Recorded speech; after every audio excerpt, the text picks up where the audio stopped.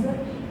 Hoje eu vou falar da minha primeira e mais recente publicação, que é Os Sons do Folclore, Cantigas Brasileiras baseadas no repertório Suzuki, volume 1, volume 2. Primeiro, dizer que eu estou muito feliz de estar aqui dando essa notícia, porque é um processo extremamente longo. Vocês vão ver que eu vou falar um pouco do histórico dessa publicação.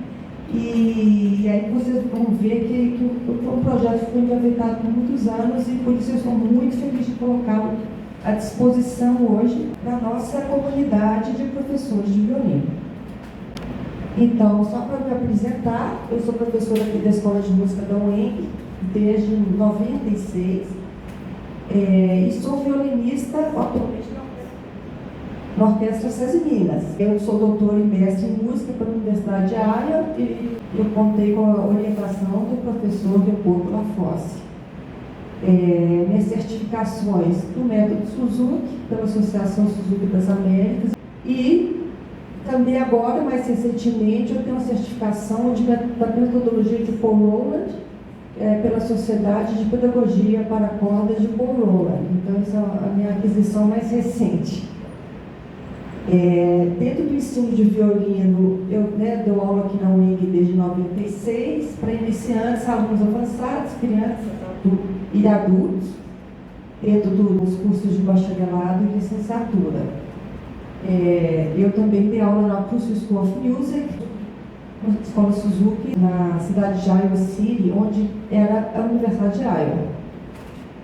E o curso de musicalização infantil da Universidade Federal de Minas Gerais, conhecido como CMI. Foi lá que eu percebi, eu fui monitora lá, eu fui professora, do curso do CMI, e foi lá que eu percebi que eu gostava muito de dar aula. Então, o meu despertar para a pedagogia do violino começou lá, enquanto eu fazia o curso de bacharelado em violino. Eu sou instrumentista da Orquestra SESI Minas desde 95, da Orquestra Sinfônica de Minas Gerais, no período de 86 a 2019, aí me aposentei, e participei também da Orquestra Filarmônica de Minas Gerais de 2008 a 2013. Por que eu estou citando essa minha experiência de orquestra?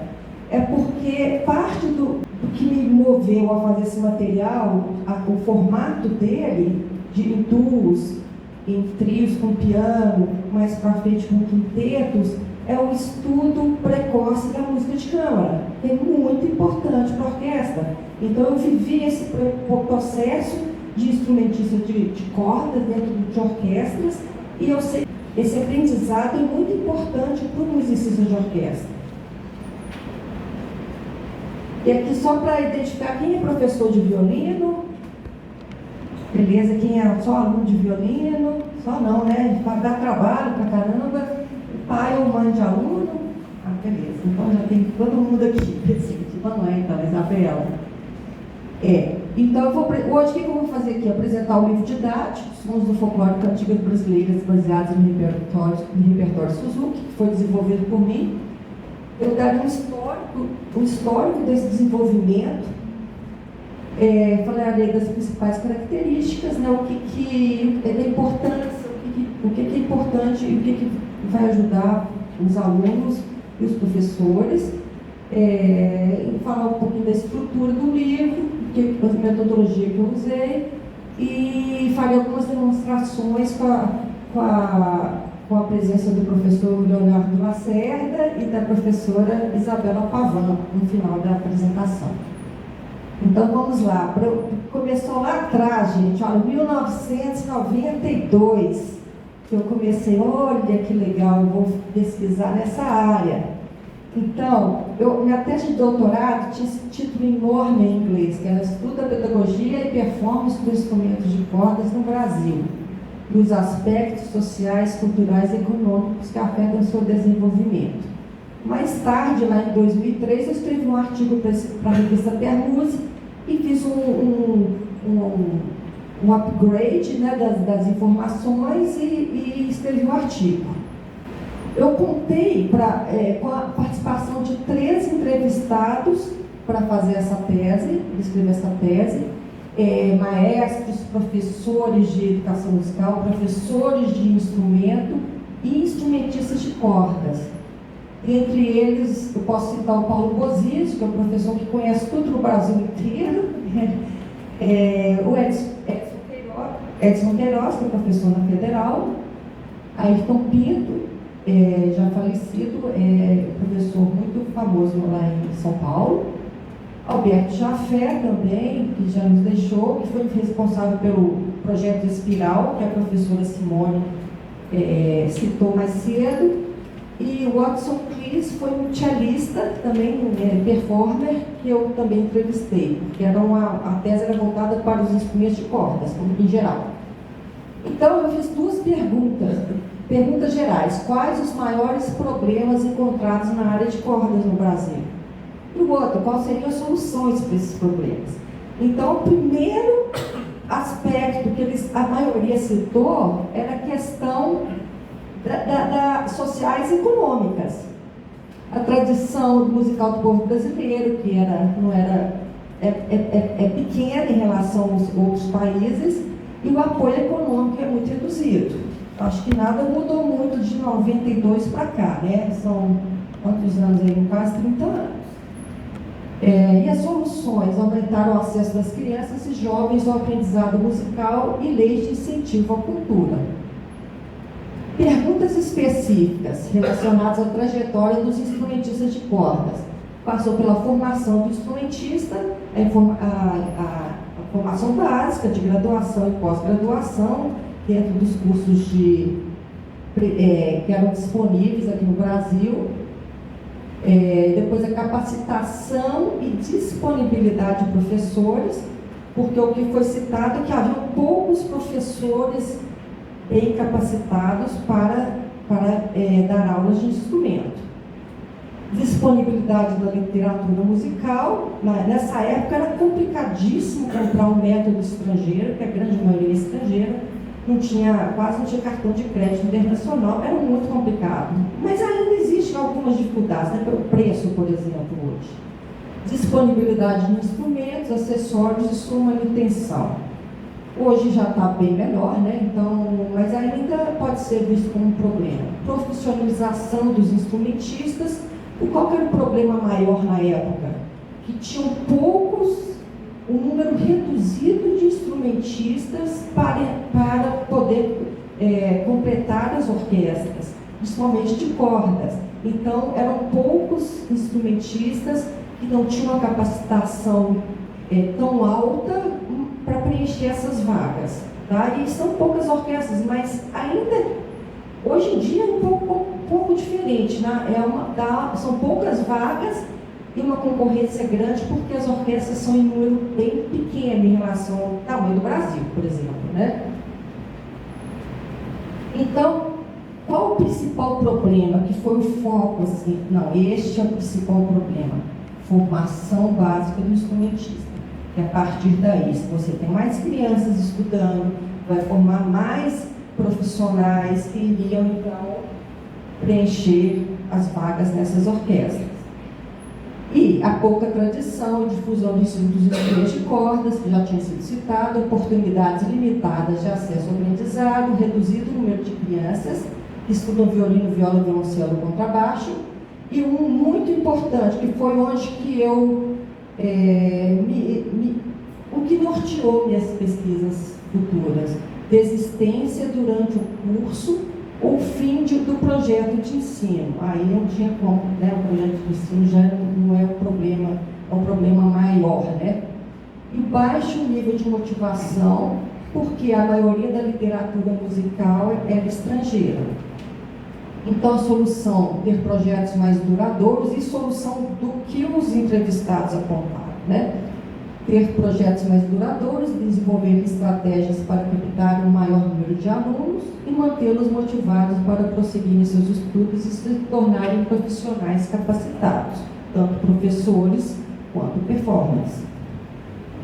Então, o que eu posso fazer? Qual seria a minha contribuição para esse panorama dentro do Brasil? Seria desenvolver um material didático usando uma literatura musical com o qual o aluno esteja familiarizado, e aí aproximar esse aprendizado da cultura e da experiência musical desse aluno. Então, vamos voltar aqui. Quais seriam os aspectos primordiais ao ensino?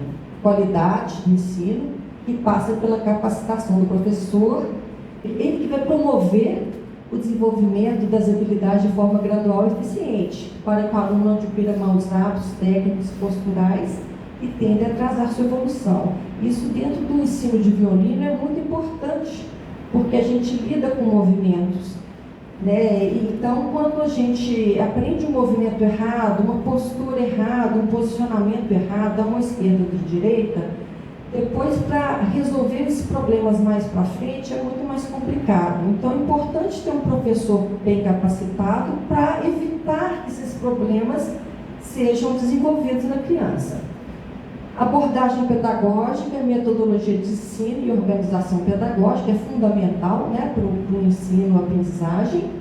Um ambiente motivador, prática regular, que promove a prática regular e permanência em projetos de ensino, escolas de música ou até mesmo aulas particulares. E o material didático. Então, aí chegamos nas minhas pesquisas. A primeira foi lá em 2003, o método Suzuki, a música tradicional mineira no ensino de violino, e depois eu retomei esse projeto para transferir toda essa pesquisa que eu já tinha realizado para o violino, material pedagógico, para os outros instrumentos de corda, ou seja, violino, viola, violoncelo e contrabaixo. E para isso eu contei com a colaboração do professor Valdir Claudino, que é contrabaixista aqui na Escola de Música. Pode ir.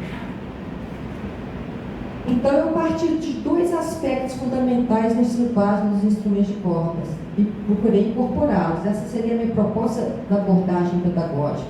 Então, seria a organização e a eficiência pedagógica.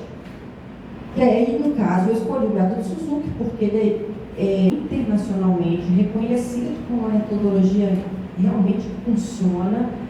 Crianças do mundo inteiro aprenderam a tocar violino, né, de acordo com a metodologia, e eu já tinha essa capacitação como professora Suzuki, então eu falei, não, essa vai ser a metodologia que vai servir para mim como ponto de partida e modelo para eu desenvolver um material didático. E a motivação que eu pensei na época, então, seria repertório de cantigas folclóricas brasileiras. E aí, quais os princípios do método Suzuki que me nortearam também, né? O aprendizado por meio da imitação, que seria da língua materna, né? A professora Isabela explicou muito bem isso, que a criança aprende a falar antes de aprender a ler e escrever, né? E ela imita o que os pais falam com ela. Aprendizado inicial sem a leitura de notas, né? Criança nenhuma aprende a ler antes de começar a falar. E o repertório tocado de memória, que seria, no caso, a gente conversa, vai aprendendo o vocabulário do dia a dia e vai incorporando aquilo para o vocabulário e tudo de memória. Ninguém lê para falar, ninguém tem que ler uma frase para se comunicar, né? Ela se comunica naturalmente. A audição do repertório, que no método Suzuki tem as gravações, né, que servem de referência auditiva para o aluno, ajuda na memorização também das peças, mas que estão voltadas aí para a questão da referência, né, e do hábito de escutar música. A motivação, que é o aprendizado da técnica a partir do repertório, né, de cantigas. Então, benefícios do folclore. Resumindo, tudo aqui está bem corrido porque tem muita coisa para falar. Mas então, a língua materna musical do brasileiro seria o folclore brasileiro. A tradição oral quase que substituiria aí a questão das gravações. Mas vocês podem estar se perguntando, mas os alunos de hoje, eles mal conhecem o folclore brasileiro. Tem algumas cantigas que eles ainda conhecem e, por exemplo, se eles fazem parte de um programa, um projeto de, por exemplo, igual daqui da musicalização infantil, as professoras trabalham com cantigas do folclore, então eles já têm essa base, eles ainda aprendem com os avós e tudo, mas é uma cultura que ela precisa ser resgatada, né? Se a criança não sabe quase nada de cantiga folclórica, ela precisa conhecer. Acho que é um processo de valorização da nossa cultura, né? E aí, no caso da tradição oral, as que elas conhecem já estão ali no dia a dia. Por exemplo, tem criança que eu acho que não tem nenhuma criança que não conheça a Tia Pau Gato, né? Eu acho que essa é 100% conhecida, né? O referencial familiar. E o que é importante no ensino de cordas? É o desenvolvimento da percepção auditiva. A criança ela vai querer fazer aquela mesma altura de som, aquela mesma afinação que ela percebe na cantiga. A afinação, né, que já falei, aprendizado do repertório vai facilitar, porque de acordo com o método Suzuki, né, a gente vê isso, quanto mais a criança escuta o repertório, mais rápido ela aprende a tocar aquelas peças. Então, quando o folclore brasileiro entra aí, é um plus, né, além da própria gravação, né, porque a criança já escuta isso no dia a dia dela. E memorização das peças também. Prática diária torna a prática mais prazerosa e, consequentemente, mais eficiente.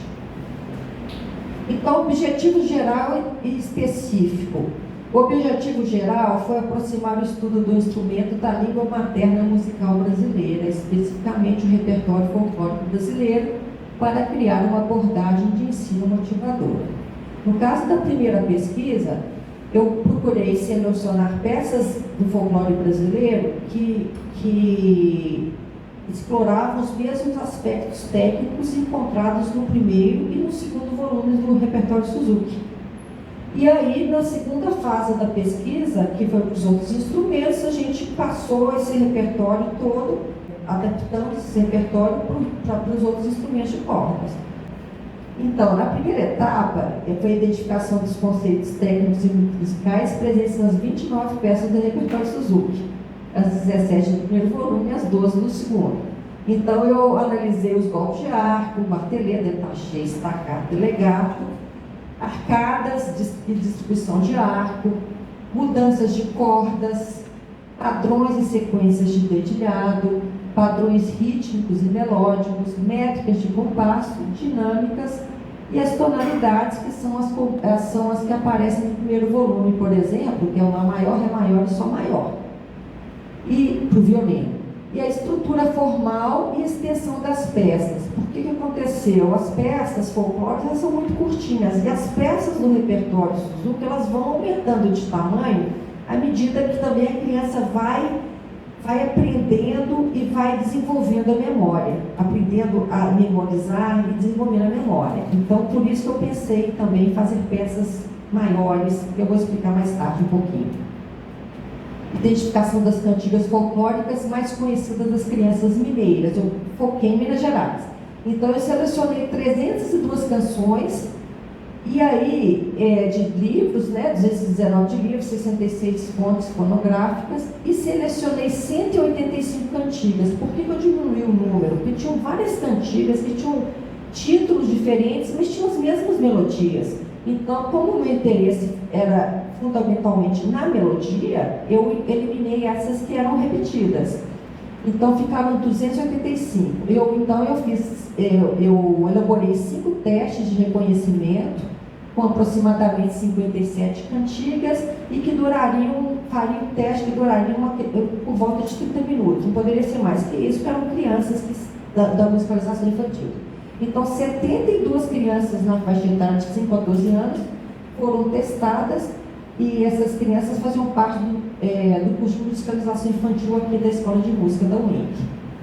Então, um dos testes era esse aí. Então, tinha a coluna lá verdinha, que tinha um sorriso, não sei se dá para vocês verem, a gente também passado.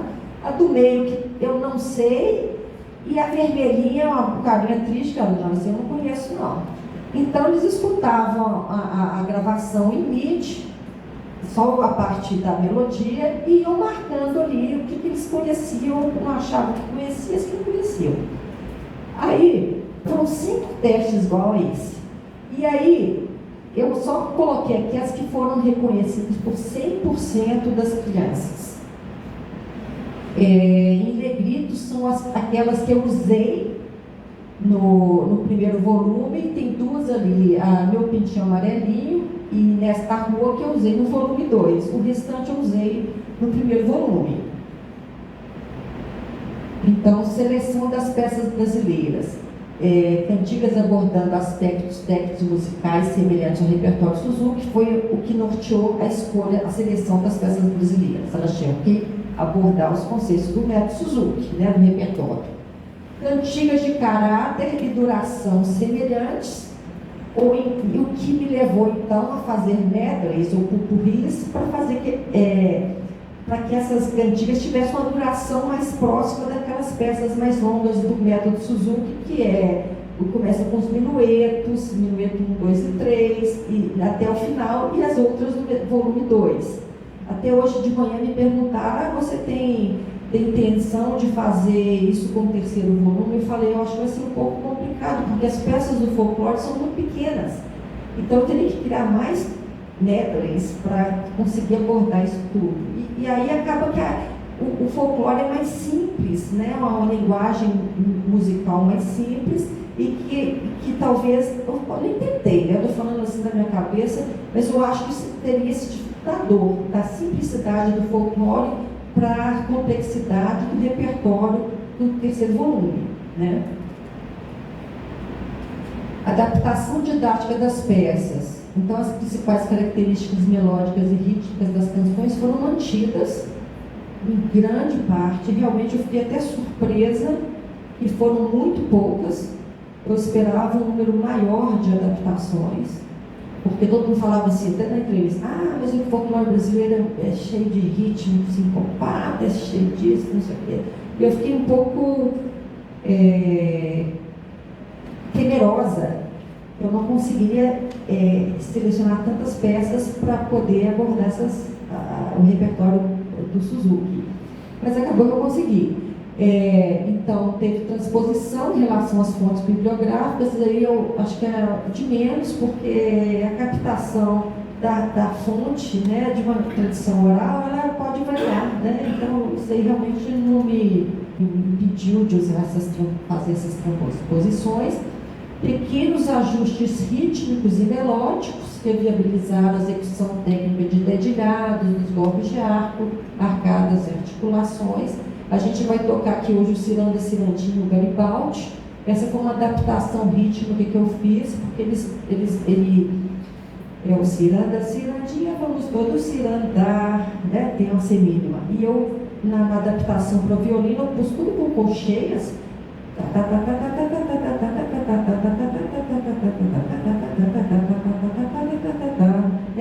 padronizar tudo em colcheia, para poder fazer usar uma peça que eu pudesse abordar as questões do moto perpétuo, do estudo, né, para poder usar essa padronização e depois fazer em semicolcheias nas variações. Então, esse foi o intuito de ter essa padronização rítmica. Adição de ornamentos, isso vai aparecer lá no segundo volume. Harmônicos, já coloquei alguns aí no primeiro volume. Ou passagens de transição, que eu fiz aqui no Palminhas, Já Viram a Menina, que também a gente vai tocar, que é o número 30. Eu resolvi que eu ia fazer uma cadência, porque a sequência de Dó sustenido, Dó natural, que a gente faz com o dedo 2 alto e o dedo 2 baixo, tinha sido pouco abordada no repertório. Então, eu fiz essas transições em forma de cadência para poder abordar essa técnica. Elaboração dos materiais didáticos pedagógicos. Então, eu comecei com... Então, isso aí vai acontecer, viu, gente? Daqui ano que vem, daqui 2 anos, isso tudo, eu espero que esteja tudo pronto. Então, são duas para aluno e professor. E aí, esses duas, voltando àquela questão lá da música de câmara, da motivação. Por isso que eu quis fazer duas para todas as melodias. Todas elas têm som em forma de duo, para violino, viola, violoncelo e contrabaixo, acompanhamento de piano, para possibilitar também que elas sejam tocadas em trios ou duos por piano. Deixa eu explicar isso melhor. Então tem um acompanhamento, vai ter em breve um acompanhamento de piano para o violino do aluno, mas também para promover assim mais uma possibilidade da prática da música de câmara, ou então até de fazer uma apresentação mais interessante, de acordo com a infraestrutura da escola, ou das possibilidades de ter professores, né? O próprio professor pode tocar piano, o outro toca violino. Então, assim, é para ter essa possibilidade de ter mais esse grupo de câmara. E aí, com isso também eu pensei, gente, vou adicionar cifras para propiciar o uso do violão. Quem sabe numa situação dessa ali, a dona está falando que ok, me deram essa ideia, eu falei, gostei, vou levar para mim. Então, se não tiver o pianista, pode ser que tenha o violão, o violonista. Então, eu abri o espectro dos acompanhamentos para poder realmente abrir essas possibilidades dentro, como eu falei, dentro de cada escola, dentro de cada projeto de música. E aí, uma outra fase é o do arranjo para quintetos de cordas, estendendo mais ainda a prática da música de câmara. Aí, no caso, seria para... O que eu pensei? Esse material não foi desenvolvido para ensino coletivo, que começa todos os heterogêneos, e começa com os instrumentistas todos acho que na tonalidade de Ré maior, né? E todo mundo estuda aquelas peças na mesma altura de som, né? Com as devidas oitavas. Porque, primeiro, eu não conhecia o ensino coletivo, eu não sabia como funcionava, e eu queria fazer isso de acordo com o método Suzuki. O método Suzuki não é primariamente uma metodologia para ensino coletivo. Ela usa o ensino coletivo, mas ela também usa a parte do ensino individual. Então, o que aconteceu? Eu pensei na seguinte possibilidade: assim que o aluno termina esse primeiro volume, ele estaria capacitado a tocar música de câmara relacionada às músicas desse volume que ele já terminou. Seria quase que um diploma de formatura, né, se a gente pensar assim. Então, seria uma técnica nova, porque para todo mundo poder fazer o acompanhamento, fazer o tema, os 4 instrumentos precisam estar tocando a mesma tonalidade, então isso criaria alguns problemas. Então, por isso que eu pensei nessa possibilidade. Então, agora falando um pouquinho da bem-vinda publicação, finalmente. Então, vamos lá. Sons do folclore, cantigas brasileiras baseadas no repertório Suzuki. Então, quem que pode usar esse material? Pode ser professor de Suzuki como um material complementar à metodologia para enfatizar ainda mais as habilidades que foram desenvolvidas com o repertório Suzuki, ou então introduzir esses aspectos com o uso do folclore, que a criança já está talvez mais familiarizada, e então apresentar o repertório Suzuki. Né? Não foi para substituir, porque, como até já falaram hoje, né, as crianças dentro do método Suzuki, elas precisam participar dos eventos, elas têm que tocar o repertório Suzuki, senão elas vão ficar isoladas. E como até a professora Isabela falou, é uma linguagem universal, então elas precisam tocar o repertório Suzuki, né? Então, professor de ensino tradicional também, isso vai servir de repertório, né? E professor de ensino coletivo homogêneo, quer dizer, para os instrumentos separados, no caso aqui o violinos, né? Que é essa publicação de violino. Para quem? Alunos iniciantes, alunos treinando leitura de notas também. O professor Suzuki pode usar esse repertório também para treinamento de leitura, né? Eu acho que como o professor vai usar vai depender da criatividade dele. O material está aí e assim, a criatividade é muito bem-vinda em todas as áreas, mas então é nessa área, então, eu sou dona da ideia, mas agora que a ideia já saiu, use da maneira que for melhor para todos, né? Com material complementar, repertório para treinamento de leitura e repertório adicional familiar, que é a língua materna musical brasileira. Então, fonte de motivação. O repertório principal são peças correspondentes às 17 peças do repertório Suzuki, do volume 1, E aí esse foi o primeiro processo, anos atrás, né, na época das pesquisas. Eu acho que eu selecionei, nem sei mais quantas foram, talvez uns 20, para abordar os principais aspectos técnicos do repertório do Suzuki. E aí, ano passado, eu falei assim, não, eu tenho que publicar esse material, que é engavetado tem muito tempo. Mas aí veio aquela inspiração, aquela coisa, não, agora é meu momento criativo. Eu vou explorar um pouquinho mais o que eu tenho de material folclórico e apresentar isso com outras melodias. Então, a princípio eram mais ou menos 20 peças e elas se tornaram 37. Então, aí, por exemplo, eu complementei o material com o estudo de cordas soltas, dedos, introdução dos dedos 1, 2 e 3, os ritmos das variações Suzuki, que eu ainda não tinha de forma isolada. Eu tenho uma peça que é eu fui passar na ponte, que é a número 7. Eu selecionei para abordar os aspectos do Estrelinha. Então, foram 5 estudos de sonoridade, que eu usei cantigas de ninar, que são essas que estão aqui, 13, 19, 22, 28 e 31, porque no método Suzuki, né, eu não usei só o repertório na realidade, mas eu usei um pouco da metodologia, que é a questão do estudo de sonoridade, que é muito importante dentro da metodologia. Então eu falei, isso aqui eu não tenho, deixa eu abordar isso também. Então eu selecionei, não tem muitas cantigas de ninar, aí eu usei 5 cantigas, e até fiz alguns pupurris com elas também, porque elas pus em outras tonalidades, para poder abordar mais essa questão da sonoridade nas tonalidades. É a prática adicional nas cordas graves e das tonalidades Ré maior e Sol maior, e também adicionei 6 escalas e arpejos em 5 tonalidades.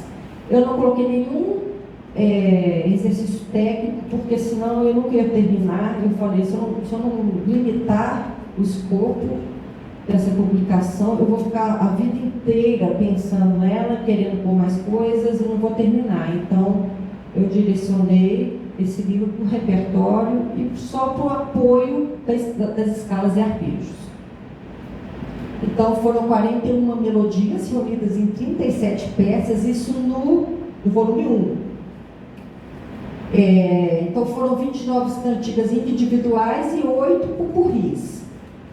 Então aí, no caso, os pupurris tiveram 2 ou 3 cantigas para poder abordar as demandas, né, necessárias, técnicas necessárias, e a questão da extensão da peça visando o desenvolvimento da memória e da resistência física também, né, porque o aluno de violino, a posição do violino é muito cansativa, então é importante explorar isso aí também, de desenvolver a resistência física. 5 dessas melodias, elas foram repetidas em situações diferentes, então vamos ter que correr aqui. Por exemplo, eu repeti a Linda Zorra Juvenil, repeti o Atirei o Pano Gato no professor, no aluno, Dorme Neném, Bambalanão e Boi da Carapreta, que são as cantigas de ninar. Mas então tá. E aí, então vou apresentar rapidamente aqui. Então, na contracapa tem o nome das cordas, de várias maneiras, no espelho, no cavalete e no nome de notas, os padrões de dedilhado em todas as cordas, os 3 padrões usados. Pode passar, Isabela. O sumário pode passar das 37 páginas.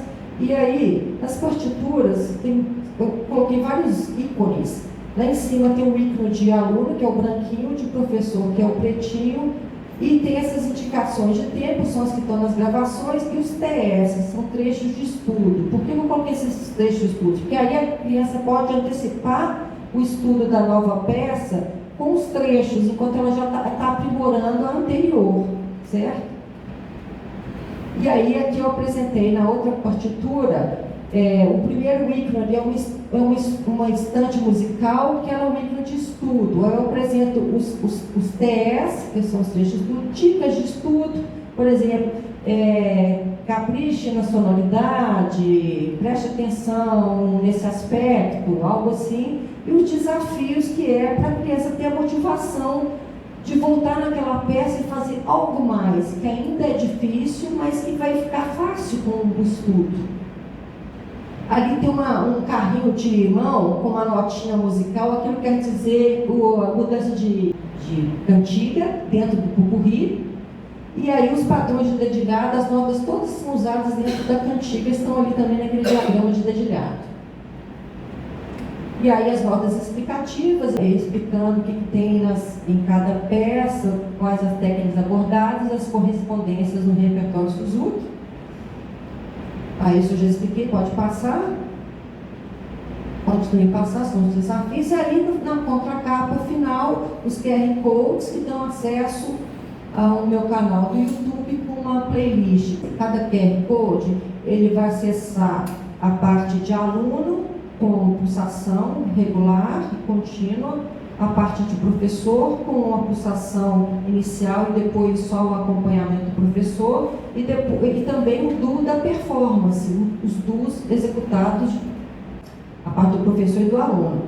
E aí depois também tem todos os duos seguidos, todas as partes do instrumento do aluno seguido, todas do professor, para facilitar a escuta e a prática. Então é isso. Então eu gostaria de convidar o professor Leonardo Lacerda e a professora Isabela para a gente tocar um pouquinho desse repertório.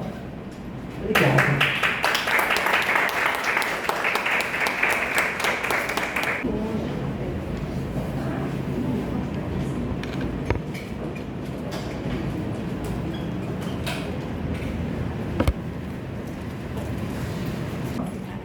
Tá, deixa eu só posicionar. Peraí, não pode deixar. Eu tirei o Paulo Gato e o professor faz o professor vai ser o Léo, às vezes vai ficar para o professor e vai ficar para o aluno.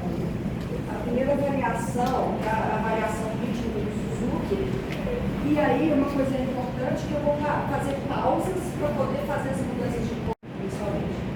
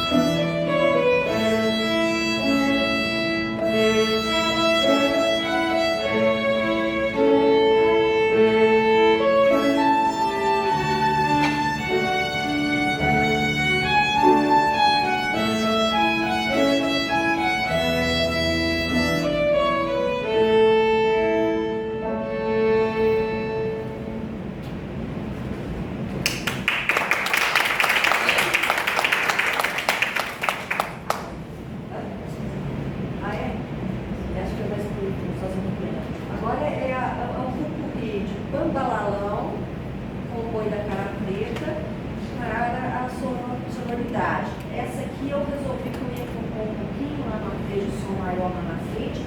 E a questão importante é a questão do referencial. A novidade aqui é o segundo dedo baixo do sol natural na corda Mi. Então, eu primeiro coloquei a melodia na corda Ré,